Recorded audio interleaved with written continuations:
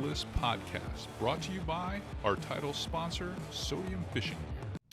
All right, we're back with season 2 of the BlackList podcast, and my first guest of 2021 is actually the dynamic duo, the Watts brothers, number 7 on the BlackList podcast here at Flats Glass. Guys, it's been way too long since we've gotten together. Long time. Yeah, it has. It doesn't seem like it's been that long, but if we look back, it's a long time. It is a long time. You guys were, before I start getting into all the, I'm going to say tournament years and the fishing stories, that this is the kind of stuff that we do. You guys really, really are, a piece of the old tour, and now you're living kind of a different lifestyle now, where you're hanging out, being who you've always been. Living a dream. Golfing, fishing, shooting. What else? What are you doing these days? Well, we never stopped any of that. Yeah. The deal was, and I might be jumping the gun here, but when fishing was kind of going on that dead end, John Oliverio said, "Now you guys can come work for us." And me and Brian just looked at each other like, "Oh God, what a real job!" Yeah, I want a real job. But it's been fantastic. Worldwide great company. I couldn't be anywhere I'd love to be any better, and it can't really be any happier. That's so right. We love being here. Well, and we're going to talk about Power Pole in the second half quite extensively, but who's older out of the two of you? Me. Can we take a vote? Because at one time it was hard to tell you two apart. Everyone would walk up to me because they felt like we were such good buddies. They're like, "Which one's Greg? Which one's Brian? I don't know. I don't want to look like an idiot." That's what I would hear all the time. And that happened we all answer the to time. both. Yeah. Hey, it happens basically weekly. Believe it or not, I'll be talking to somebody that knows Greg and I equally as well, and they'll look and go, "Hey, Greg, what about?" I mean, Brian. So I damn if I know, but it's funny. But they say I'm 4 minutes older. Mm-hmm. But then again, it was rumored that our dad, Greg and I, was so identical as small children that he screwed the names No, up. our mother swore that our dad would swap us in the. So who knows? Who knows? I could be Greg. Oh. But Lucky you. Hashtag damned if I know. Damned if I know. Well, as much fun as that is, let's do talk a little bit. You guys were, when I dubbed you guys the dynamic duo, I really honestly believe that you guys deserve that title, because you guys were stronger together. You definitely you guys had an intimidating way about you when the tours were really what we called the tours, where they were featured on ESPN and the Outdoor Life Network. Days, yeah. And right. I mean, it was like, okay, well, how do you beat 2 rods, 2 sticks, 2 everything that has one brain that thinks the Exactly. same? And it was tough, because when you have 2 guys in a boat that are just good buddies, there's always going to be, well, we should be doing this or we should be doing that. There's not that intuitive feel, almost telepathically going back and forth. But with you two, it was almost like a superpower. I mean, you guys were dubbed the Wonder Twins, this, that. You guys were on every damn pro staff and magazine. Some things we can't say in here. See? I mean, it was just, it was amazing, because between Redfish Cup and the FLW Redfish Series and the IFA and Herman Lucerne, I mean, a lot of people don't realize that before all those major tours and on those big networks, and that was when ESPN would get a lot of share time. Yeah. I mean, these numbers that you see now, when they put something on, it's nothing compared to what it used to be. I mean, we were fishing for sometimes $40,000, sometimes $100,000 in some of these events. So it was a whole different feel to red fishing back in those days. But I think a lot of them don't understand the beginnings prior to that, like the Saltwater Flats Fishing Association and the Governor's Cup and the Herman Lucerne, which you guys won. You guys won that enough where they banned you, right? They wouldn't let you We fish won there? it the first 2 years. The inaugural year, yeah, and the second. And at the award ceremony the second year, Mr. Lloyd said, "Look, we were making the watch rule, and Greg and I look at each other and go, "Wow, we're as happy as we can be. We've won this 2 years, the first 2 years. Yeah. You'll never win it back to back again." And Greg and I, we looked and we're like, "Why would you do that?" Well, people get tired of trying to fish against you guys, and Greg and I never had the ideas in our head that we were, and we wasn't. I'm gonna use the word scary. We were not, but you just said it a minute ago about you got two identical twins in the boat. That's and, right. Unfair advantage. So they made the watch rule where you couldn't win it back to back. And his next question was, "Are y'all coming next year?" And Greg and I looked at Lloyd. Only if we can win. And we respected that decision, and that's fine. But those were, to speak about the Herman Lucerne, that was a great event. Like 7 species. That's right. Phenomenal And we event. all grew up fishing three species. That's so right. You had to think about what you were doing all day. Yeah, and largemouth bass was one of them. Exactly. Yeah, which also And falls into your wheelhouse pretty Well, strong. and then, on top of it, I'll give credit where credit's due. When they let us trailer our boat, Mm-hmm. the largemouth bass was all over, and that was where we went up to Perota's Pond and Caught the biggest snook. Brian throwing a little fire tiger and caught a 36 or 37-inch snook. Had him just nose hooked. Oh, he was pin-nosed on the rear hook right and I there. jump in the water, and that's old limestone. I'll wade out there and get him. I took a step, I come up with a net, and I got so. Things just happen for a reason there. And on both tournament days on Sunday morning, we run down and got our bonefish. Yeah. We always left him as last. Yeah. But that become fairly easy. Funny little story, not to run the time. You remember Texas, first times we were out in Texas, how the guys used to Rodeo the fish up. roll them up. I told Brian that one Sunday morning, I said, you know what? Let's get in we fish a little Pathfinders in. I said, let's run down there. Let's just make circles till we find them. Mm-hmm. We did. What we have that first bonefish, and we run down, caught him, and we're back within. I think an it was. hour. I think it was 20 minutes by the time we unbelievable. stopped the boat till we put him in the boat. I think, and I'm telling on these guys because I know these guys about as well as anybody does, especially during that period in our lives. I think when you pissed everybody off was when we did the Shady Grady Tour, is what I like to call it. Yeah. The IFA championship that was in Titusville, where it was crappy weather, where the whole field's fishing their ass off. I mean, the whole field fishes their ass off all week in windy, wet conditions. But you guys didn't have to worry about it because you guys had already won Team of the Year, so you didn't have to fish the tournament to qualify to fish the final day. You were already in the final day. So you guys are, watching The Price is Right and going bowling and eating chicken wings at Dogs R Us. And we'd get back to the hotel every night, soaking wet, tired, worn slap out. And that was when I was fishing with Scott Fair early on. Mm-hmm. And Scott works for Power Pole now. Absolutely. And I can remember you guys, we went to dinner or you were in the room with us or something at the hotel there. I can't even remember the name of that hotel, but you're like, so what do you all got? You on something strong? I was like, we finished 7th, guys, 7th. I mean, 7th place fish is not going to win the tournament. I mean, we got 2 little culvert drains that drain out over there in the bottom of the lagoon. And I go, and we were just picking on those fish because we couldn't see anything, and we were sight fishermen. And that was kind of early on in my career, so I didn't have every skill probably necessary to win at that point.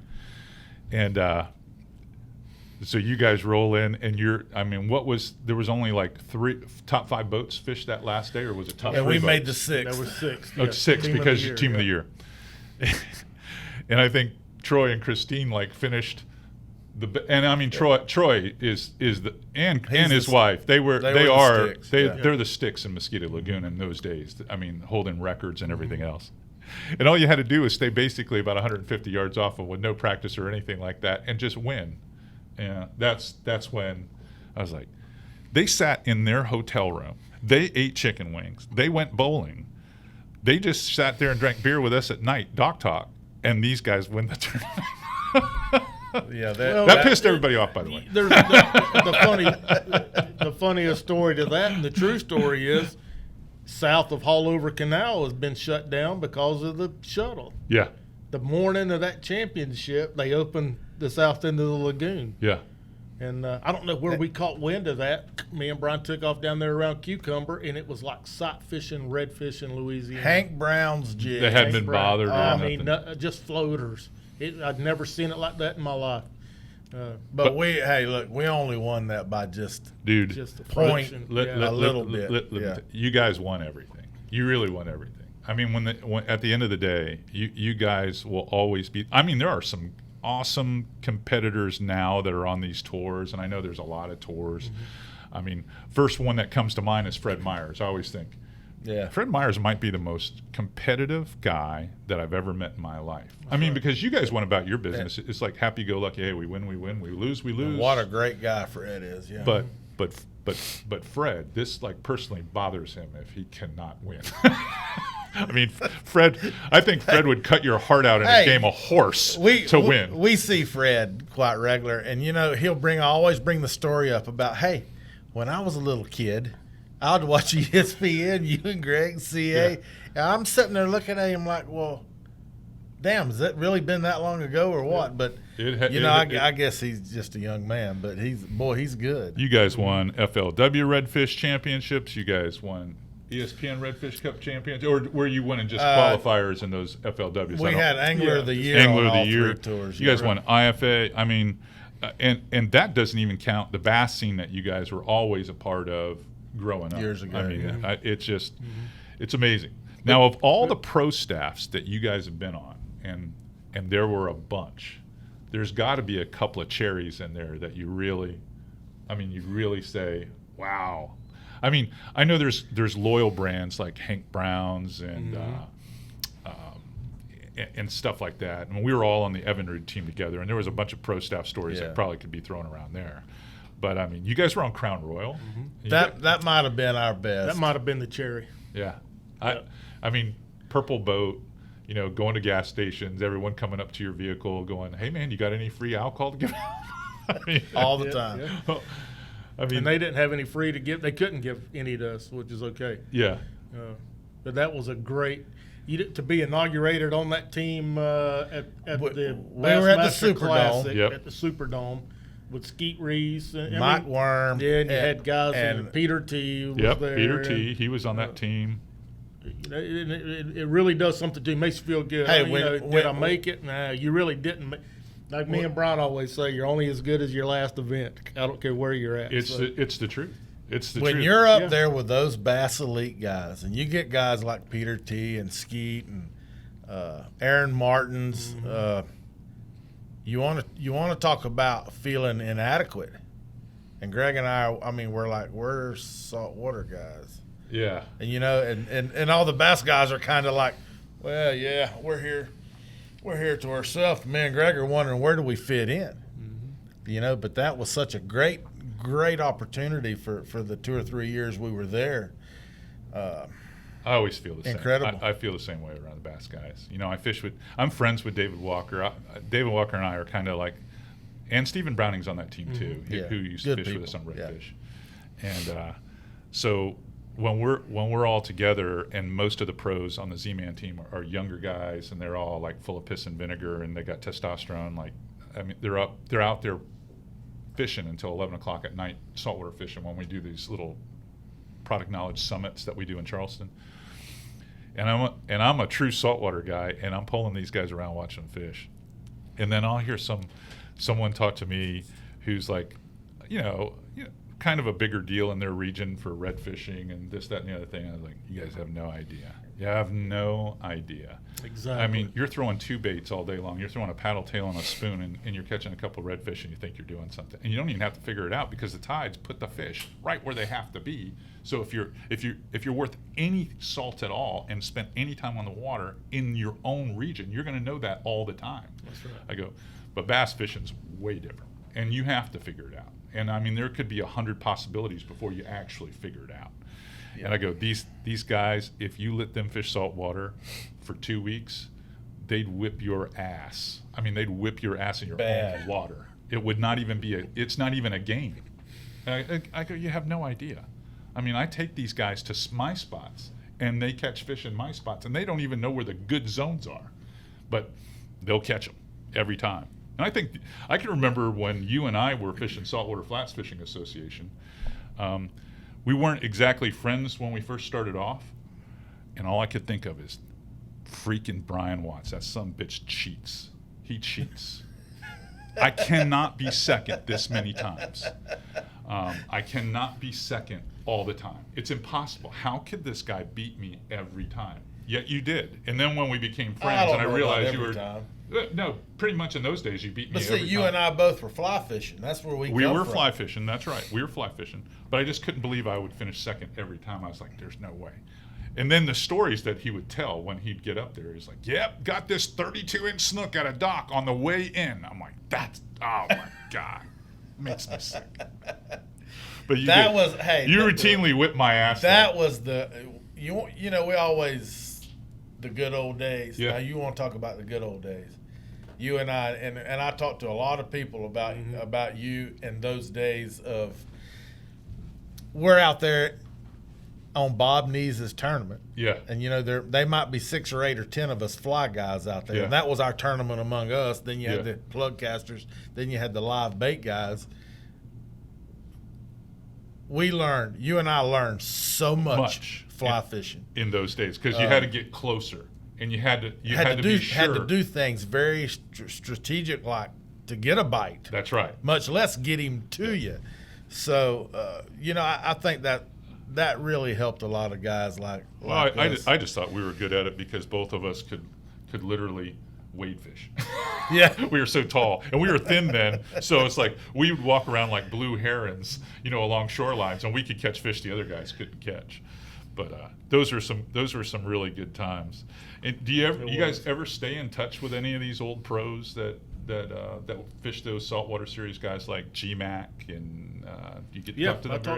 I talk to and occasionally, you know, every 2 or 3 months I'll get calls from people, or I'll call them just see how you're doing. Yeah.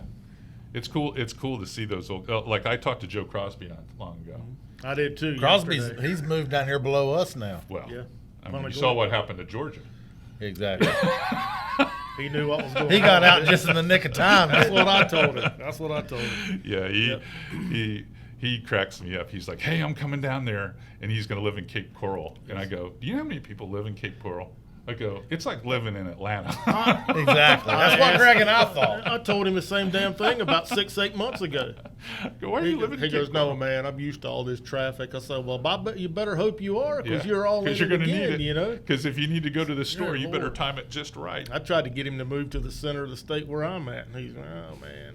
There's a lot to be said about living on the fringe, and so that you can kind of have the lifestyle that we grew up having and not, because when I grew up in St. Petersburg only had like 350,000 people in it, and Pinellas County was a densely populated county, but we were all spread out. And then now there's over 1 million people that live there. I mean, that's why I don't live there anymore. I mean, you can't go anywhere. You can't do anything. And housing and everything, we won't get into all that. It's so expensive now.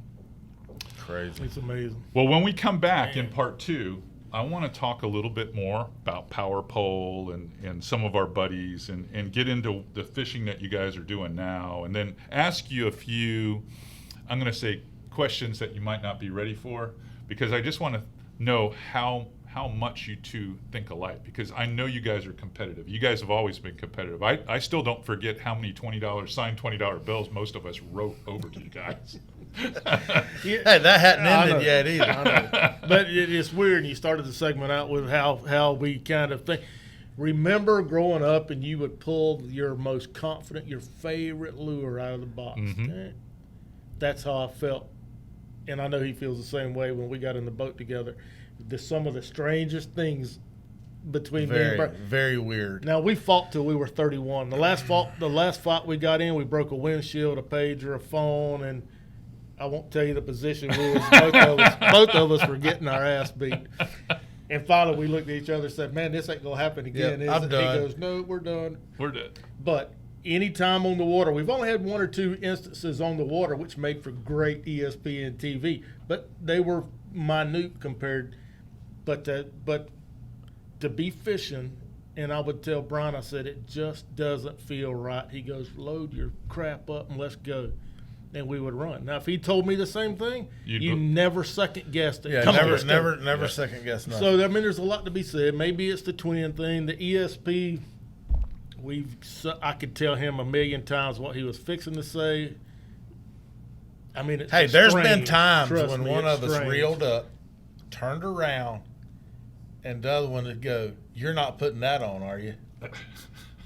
And him look back, or I look back and go, "How'd you know?"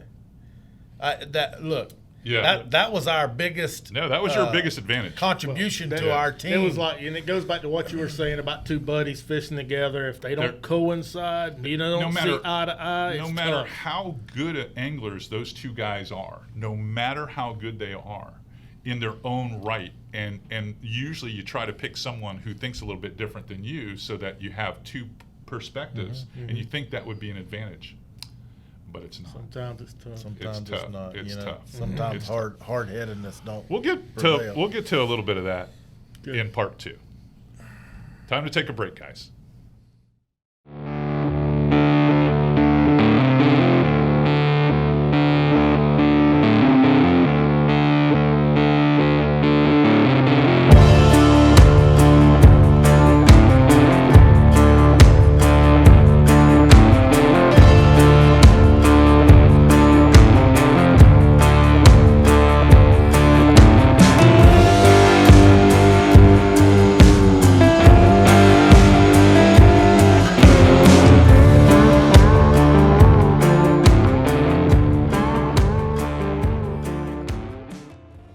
Appreciate you listening to another episode of the BlackList podcast.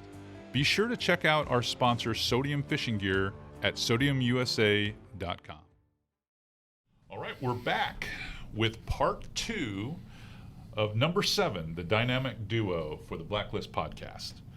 All right, well, we came down to, again, we're talking about competition. That's what you guys are all about. You guys have always been like that. And during the break, we were joking around and wondering how many signed $20 bills are floating around that you guys have taken off some of us. I mean, at one time, I figured you guys just had a safe $20 bills that you never freaking spent. A lot of them are dollars.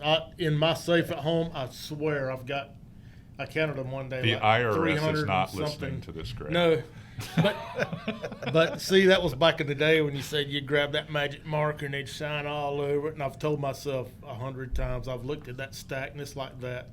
I think there's like 360 or $80 in it. And I said, God, I wish I'd have been smart enough to have these sons of bitches signed small. That way I could spend it. You know what I mean? Now it's all marked up, and I'm like, oh God. But I've still got way the majority. I don't have that much. I've converted mine into Copenhagen money somewhere down the road, I'm sure. Yeah. Hey, that's a commodity where you live. Absolutely. Copenhagen, that's a piece of commerce there. That rabbit dogs. You don't buy it too often down here unless you're just plumb out. But when Greg and we were on the road a lot, you can go to Alabama and you can really cut a fat hog in the ass buying it up there. Yeah, well. And later we're going to have a vocabulary test. No one butchers the English language quite like the dynamic duo. Let's talk a little bit about Power Pole. John was just in here, giving us some news about some stuff going on, and then talking about his new toy. But John and the guys and the whole DNA of Power Pole is special here because it's like a big part of the nucleus here really does love fishing. And there's some damn good fishermen in this building. I mean, That's right. you guys are the crescendo, but I mean, there's some damn good fishermen, John included. John included, yeah. Benson, Franklin. Benson's awesome. I mean, all these guys are really into fishing. A ton of them, and we've said that many times. With growing with companies and sponsors, and there's a few, and I won't mention that we often wished more people in that company fished and understood fishing. Oh, they would build better products. that's right. That's right, and they'd have a little bit more pride in it instead Exactly. of making accounting decisions. Exactly right. You know. If the numbers don't fit, let's get rid of it. Well, that doesn't always work. So with the guys here at PowerPole, just like you're saying, it's the nucleus is angling, and we understand it. And what I've always loved about John, because I consider John, even though he's our boss, let's face it, he's our boss, but he leads by example, Yes. and we're all, good buddies with him. But he has hired so many of the guys that have started putting poles on our boats. Remember, these guys now are like the marketing guys and the VP, and these guys have worked their way through the ranks. So, I always call it the power pole mafia. The only way you get out of power pole is feet first. You got to be here forever. So, and I think it. Let's hope. I think it gives everybody pride that really works here. Now, the best John story I have is the story that he'll talk about sometimes at events and parties and stuff about the whole thing, how it got started. And basically, watch your head because that drive shaft's about to hit you. I know. He basically throws Brian under the bus. Bad.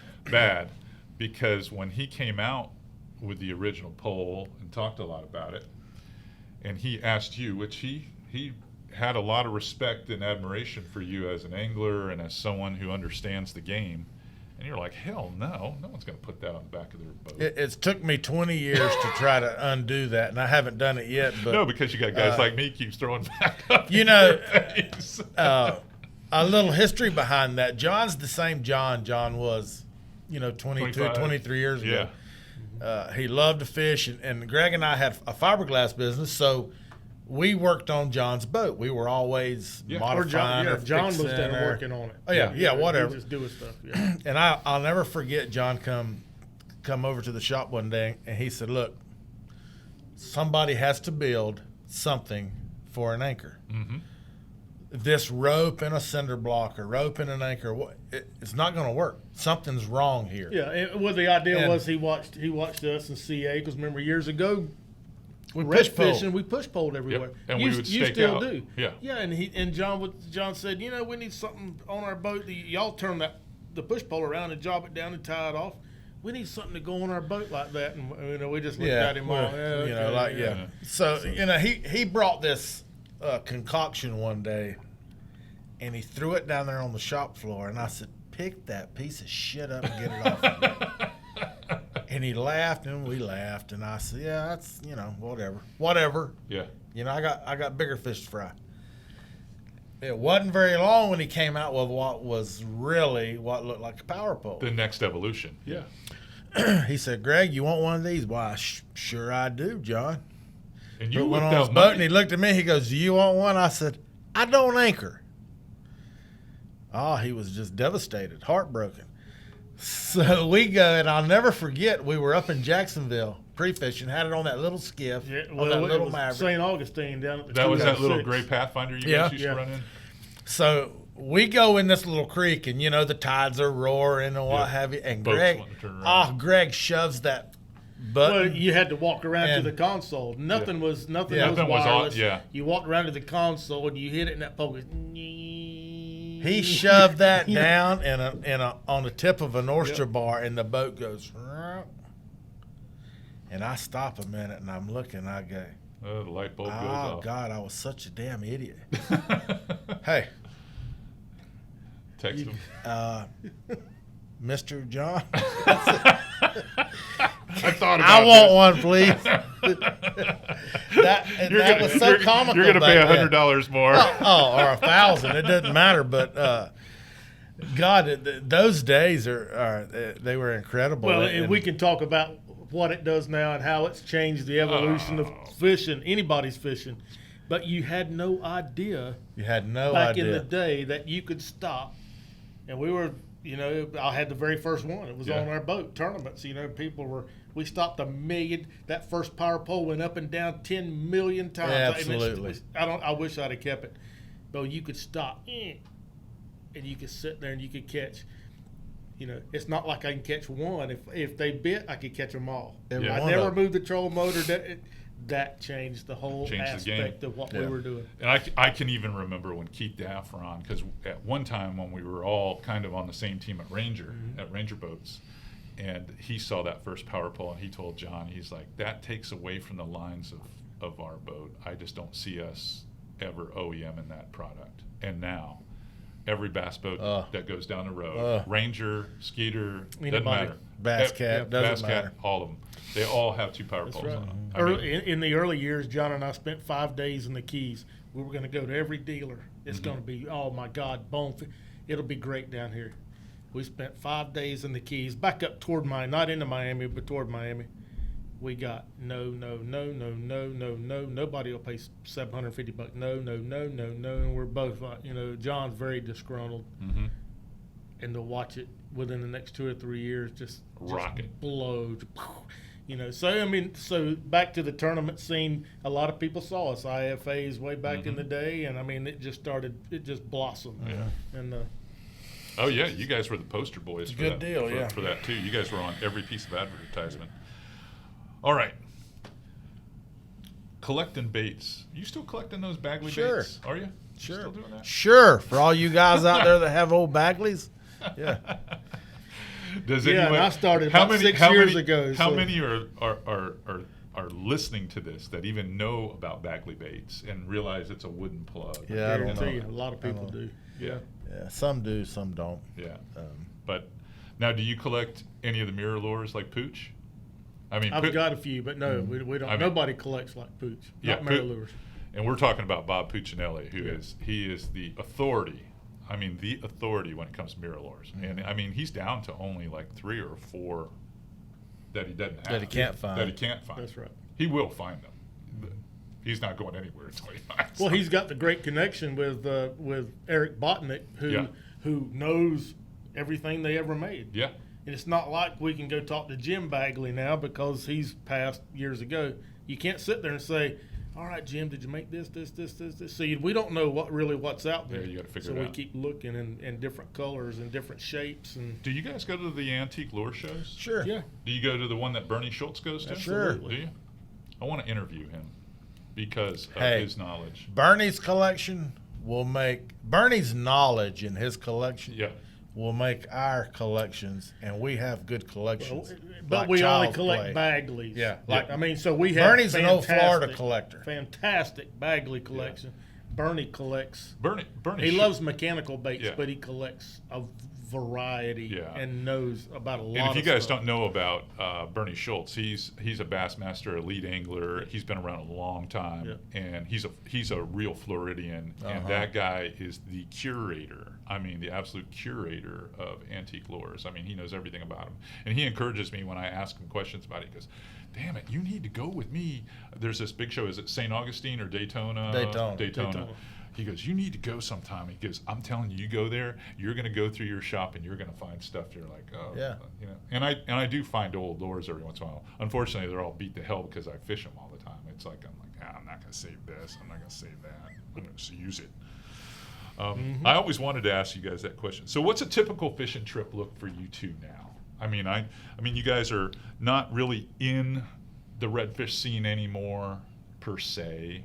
You're not really in it, but I mean, you'll go fish one to fish one every Yeah. once in a while. But I mean, what's just you guys are just knocking around. Me and Dan Ben, this was years ago. I'm gonna let you get into yours. I'll make mine quick. Years ago, 4 or 5 years ago, me, Dan Benson, and Alex Ussery from downstairs, we fished 3 redfish tournaments out of Tampa, and they were all like January and February or December and January. We fished 3. We had a first, second, and a third in those 3.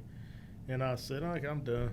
It was fun, great. I enjoyed it. And then when I went to saltwater, it was chasing triple tail, and which me and Brian love. And Brian looks like he loves it a little bit more than you, but yeah, Oh, that's just my not- shirt bellowing That's not out. triple Oh, okay. tail. And cobia. I love chasing cobia, but I love to eat them. So, I mean, that was fun for me. In the last couple of years, I've been speck fishing, crappie fishing. Crappie. Speck fishing. God, we've tried, me and Brian both, but Brian fishes a lot of bass stuff still. But I love Crappie trying fishing. to understand them. And in the last couple of years, as an angler, and you understand this, it doesn't really Matter. If you were fishing for bluegill Yeah. and loved it, you want to learn more about them. How do I be better at what I'm doing? And this works better, and this day works. But that's where I've met with specs. Yeah. God, man, and Specs it's are so fun. much fun, man. They're fun. Yeah, and you know, for me, I basically went back to my roots, and it's bass fishing, and it ain't necessarily. I mean, we love to catch anything. Yeah. I can go bass fishing, you know, either with Bob Puccinelli, which is a phenomenal angler, Andy Bean, Greg. Andy Bean. I mean, there's guys around the house. I got some older gentlemen around there that just love getting out. I'm starting to understand that about getting out, not necessarily about what are you catching, but I've gotten so one way about topwater lures, chatterbaits, and spinnerbaits. If those fish don't eat those, we didn't catch any today. Yeah. You know, I just You're locked into those. Those are confidence baits now. the only plastics we'll use are the Bass Assassins for the swim baits on the. I put those On on the buzz beds and baits things like and that. stuff like that. But primarily, I'm close enough. I've got areas close enough to home that I can be home by noon or 1 and get that Virginian or that gun smoke on. Oh man. And you know, you're just like me. And if My wife- a little nap comes into play, I get that done too. So My wife rides my ass. She'll come home and she'll go, "What are you doing?" It's like, "Watching Me TV. It's the only thing I can watch anymore. I can't watch anything else." I go, other than the hearing aid and arthritis commercials that come Absolutely. on between those. Absolutely. Because you know who they're targeting now. That's right. But it is Gunsmoke and the Virginian, Bonanza. You know what I mean? And hey, when they're also slow and low. You can keep up with everything. You know, Dylan's never lost a gunfight. Never. Do you know that? No. He'll get winged every once in a while, Every so he now and looks then. kind of human. Yeah. We go out there and I'll play horseshoes with some of my neighbors, or some friends will come up from the Tampa area or something like that. And I go, "You have no idea how much Bonanza I watch. You got no chance." Yeah, no chance. You got no chance. Yeah. But I totally get that. So, what's next for you guys? Well, I mean, because in my opinion, these guys need a YouTube channel, Cameron. They need Watts Brothers Fishing YouTube. I guarantee you guys would be a sensation. You have no idea what people watch on YouTube. No, They we don't. watch No, the stupidest reality stuff ever. But you guys just live in your day-to-day lives, coming here to the shop, going to tournaments, going fishing for specks, going fishing for bass, every once in a while jumping on someone else's boat, barbecuing, shooting guns, whatever. Love it. I mean, Love it. That sounds like our life. Though, yeah, you know? that's what you do. You know, and But it's for so many years, you remember. I mean, what we have, 18, 20 events a year? Yeah. For years. we were so busy. You were always. And then in between those were sponsor Yeah, deals. yeah.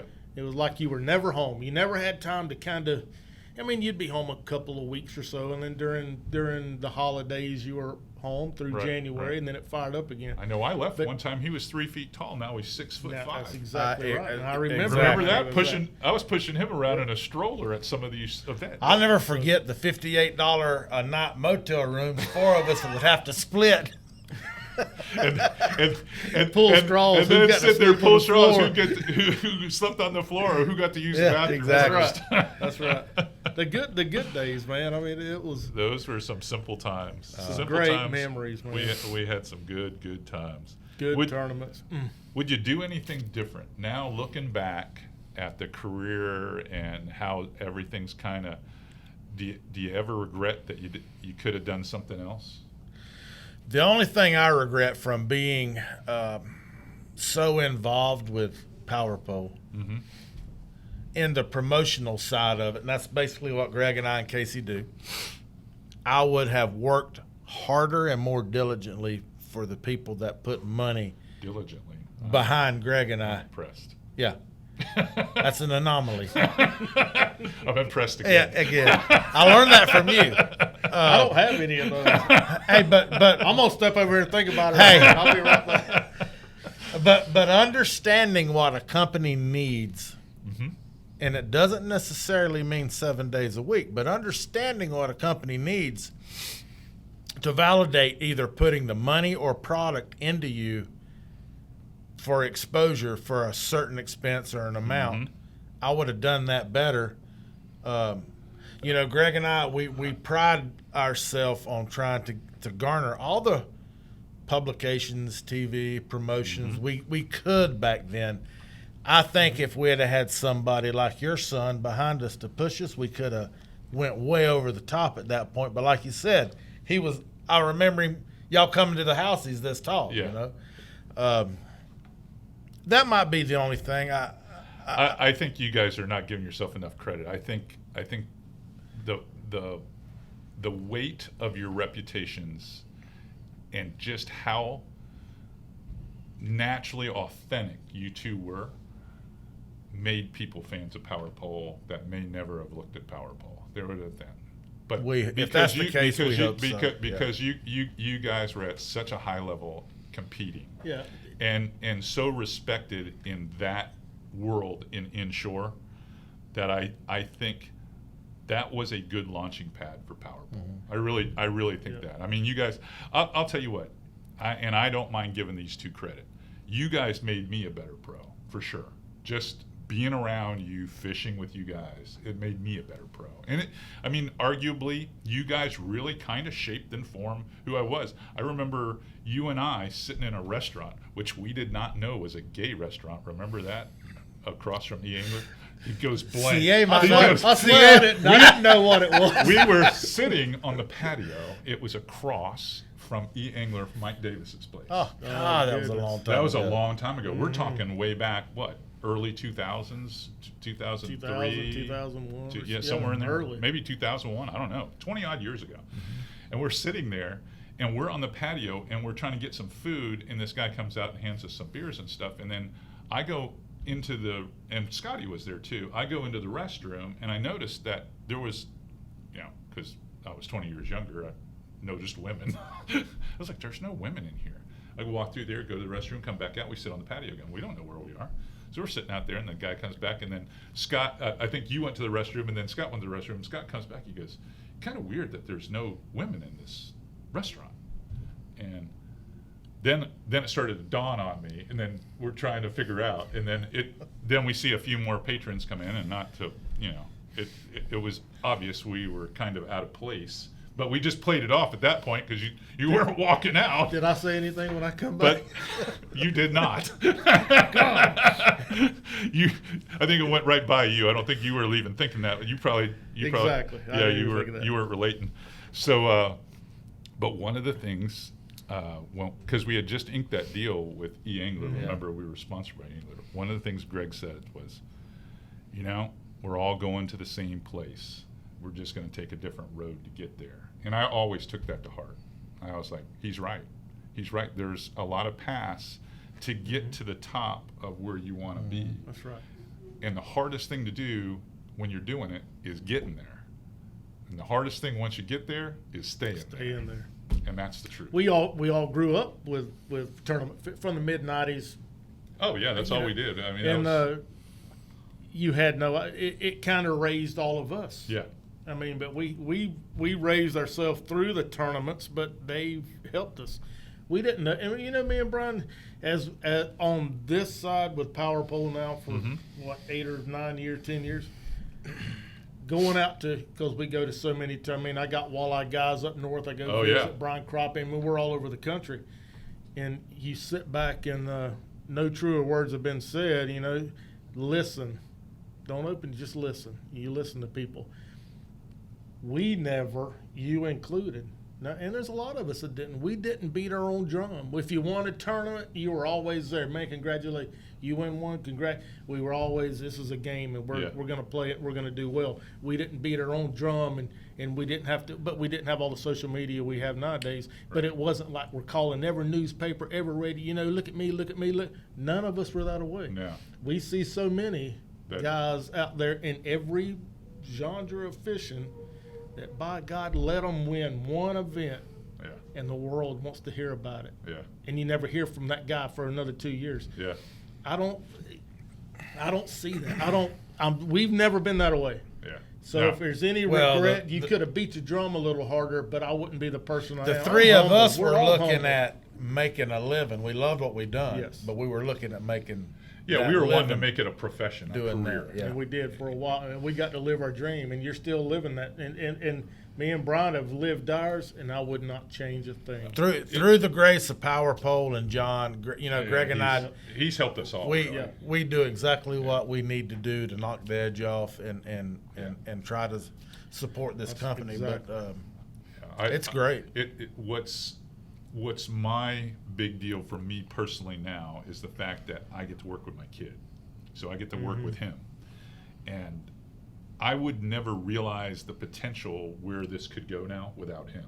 Because 5 years ago, I'm a television personality. That's what I do. I'm a good communicator. I've got the right voice. I still don't look as old as you. So I can still. Yet. So I can still. Yeah, I but can you're almost getting the gray. I'm getting there. But knowing now that is going away, things are getting more digital, and things are kind of being more abbreviated. He's made me understand the value of digital media and of podcasting and licensing products and things like that.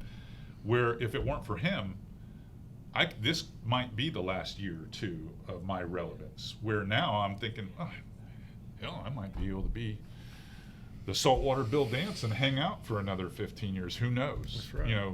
Well, But he will be. He really does. People don't give him credit, but he really does run a big part of our business now. Even my wife, who was the biggest skeptic, because Cameron's confidence level as a kid was like way over the top. It's like, no, I'm the fastest, I'm the strongest, I can throw a ball farther, I can do this, I can do that. And even she thought that I was overstepping, giving him too much responsibility at too fast. We're introducing him to stuff. He's not going to be able to handle it, this, that, and the other thing. And even she is his biggest cheerleader now, knowing that Cameron really can do everything he says he can do. Here's the best thing that I saw Cam do is make Mike Mahoney look half-ass Smart and gettable. Hey, Tales from the dark side. by doing that, he's already he's accomplished what he needed to. Yeah, he's a mogul just being able to pull that off. Yeah. Well, I'm gonna whip Mike Mahoney's ass. Y'all just watch that. But we're fixing to get down on a fishing tournament. All right. I want to put something to the test with you two.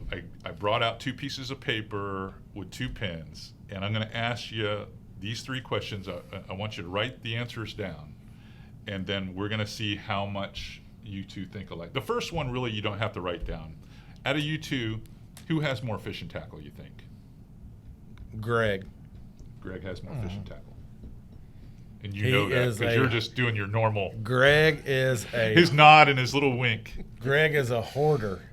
Okay. Well, I'm not really a hoarder. Well, one day I'm gonna be at an estate sale at your house. Absolutely.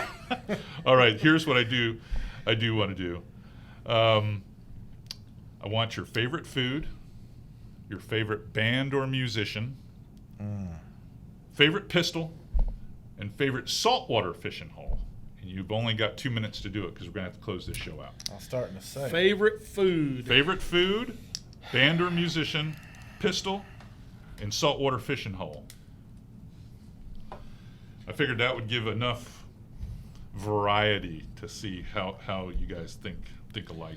Favorite food, favorite band or musician, favorite pistol that you own, and favorite saltwater fishing spot. What'd you say? Favorite pistol? Pistol, yeah. I know you got one. You probably got one. If you don't have one in your belt, you probably got one under your seat. Favorite one is just one I have. I don't know You about. need to meet my father-in-law. Well, I had a bunch, but Favorite fishing hole, fishing or catching hole? does it have to be saltwater where we come from, or it could be anywhere? Any anything? saltwater, yeah. Any saltwater. Any saltwater. God, what's the name of that little place in there? I hadn't been there so long. And while they're doing that, We're going to go over those answers, but I do want to thank everybody for listening to our first guest of the year for the BlackList podcast, sponsored by my friends over at SodiumUSA.com.